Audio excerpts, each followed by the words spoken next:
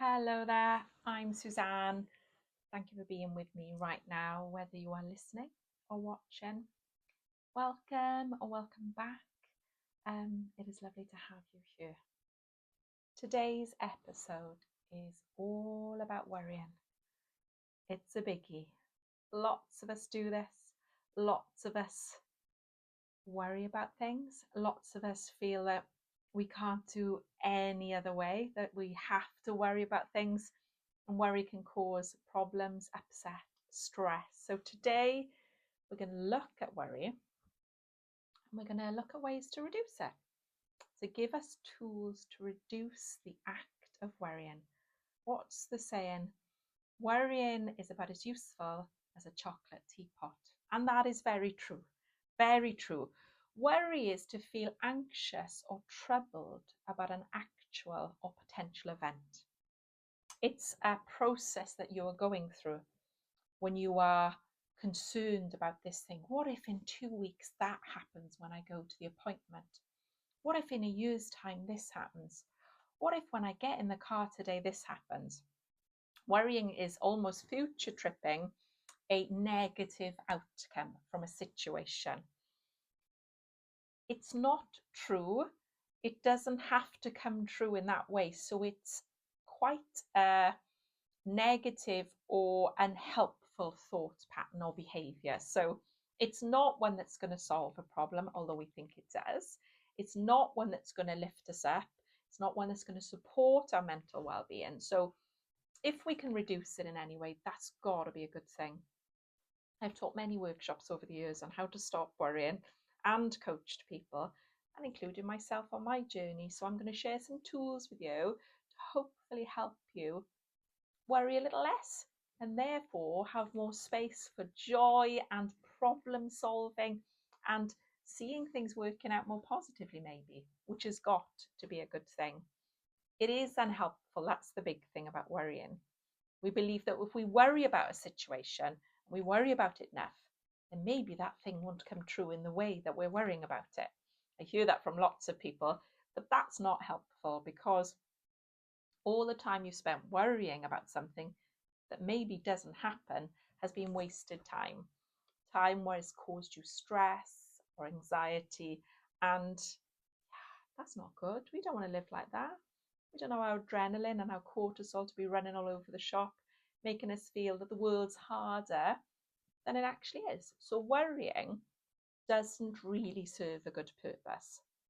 Problem solving and thinking and working things out is good, but not worrying, looking for the worst case scenario or the what if, the what if, the what if, the what if. So there's lots of different ways, and we couldn't cover them in this short session, but I'm going to look at some key ones that I feel will be easy, that I feel might be useful, and I feel might take less time than some of the bigger ones, but these are just as powerful too. So the first one is, worrying is usually about something that's going to happen in the future. Oh, when I go to the dentist in a week, I hope they don't say they're going to have to take my teeth out. Okay. And unless they have said that, and that's on your appointment letter, worrying about it is not going to help. So one technique is about being aware of now. Am I at that dentist appointment right now? No, it's Wednesday and it's a week away. So I am here and I am now. This is a beautiful technique. We can use this with the breath, or we can just say the words here and now until that thought process passes, until the worrying pattern passes. We can add it to a breath. So when you breathe in your head, you say here. When you pause, you say and. On the out breath, now. So it's here and now.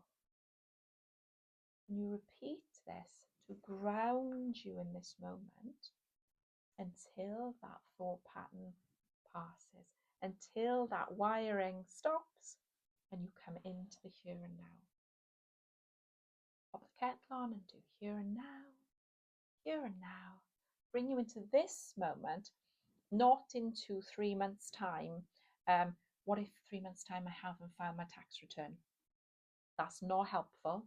It is not happening here and now. So here and now is a really good tool that can support you, and eventually that will create structures in the brain that automatically bring you back. Second one, set aside time, worry time or thinking time. At 3 o'clock today, I'm going to set aside 5 minutes to get all my little worst case scenarios out. If you want, at 3:10 or 3:05, I'm going to stop. Some people find this effective because they need the release of that in the beginning. Well, maybe they're changing their habits and how they process things to just get it out. And now if time is up, I'm going to move on from that, and I'm going to go outside for a walk, or I'm going to go and do my work. So you set aside that time, you block it, which can help you say, okay, well, if I'm going to worry, I'm going to do it then. So it's not an all day thing and there's something that's keeping you awake at night time. So that's the second one. Third one is distract. Distract. Your brain is engaged on the worry. You want to shift its focus. You want to shift its focus. You want to go and distract. So you want to put the kettle on and make a cup of tea. Switch the kettle on, get the tea bags out of the cupboard, the mugs. Your brain then is focusing on that, disengages from the thought, and eventually follows the new thought pattern. Distraction isn't ignoring stuff, because we're not talking about properly processing things here. We're just talking about worrying, where you're like, what if, oh my gosh, this is awful, this is going to be terrible. So distract until the brain starts focusing there. Eventually it subsides and you're not worrying. Another lovely one is focusing on something joyful. We're using different parts of our brain here. So we could be looking at something that I'm grateful for. So I'm worrying about that thing next week now. Right, hang on. I notice my worrying. What am I grateful for today? I'm really grateful for my cup of tea. I am really grateful for the lovely candle that I have in front of me. I'm really grateful for my friends. I'm grateful that the sun is shining today.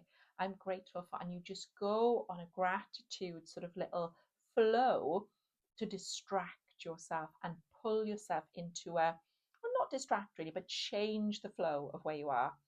You're changing the flow from something that's unhelpful to something that's really helpful. This should take on different pathways in your brain, change your mood, maybe allow different chemicals to flow through your body so that you are then feeling better. And if you want to worry about that or focus on that in that way later, you do it at 3 o'clock, at the time that you said, I am going to worry, or I'm going to process it, which leads us to another technique. Look for finding solutions instead. So you could write your worry down, and then you could look for all the positive things that happen instead. I could go to the dentist next week and they say my teeth are good, that this is going to happen, and on the way there it's going to be sunny and my car is going to have my favourite music on. So you're going to look for, and then if that does happen, I'll have my nice dentist who's supporting me with this. So you're looking at finding solutions instead of the, it's all going to go terribly wrong, my tire's going to come off the car, my heel's going to break on my shoe, and all those things are going to go wrong, which are setting our nervous system into fight or flight mode, which then we'll find more things to worry about. So a finding solutions thing is a good way to use your thinking, your frontal lobe, to look at the intelligent part of you working it out. That is much better than using the fearful part of you. There are so many tools. You can pick one that you like. You can do the here and now. Set aside time to worry. You can look at the distraction. You can look at the joyful musings or gratitude. You can look at the finding solutions. All these come because you're acknowledging that worry isn't serving me. It is not going to make that thing better. It's not going to help me on the journey there. It's going to make it feel worse. It's not that we're ignoring those things. We can find helpful solutions. And sometimes when we come into the here and now, or we distract ourselves, those better solutions come forward because we're using a better part of our brain, a calmer, more solution-focused part.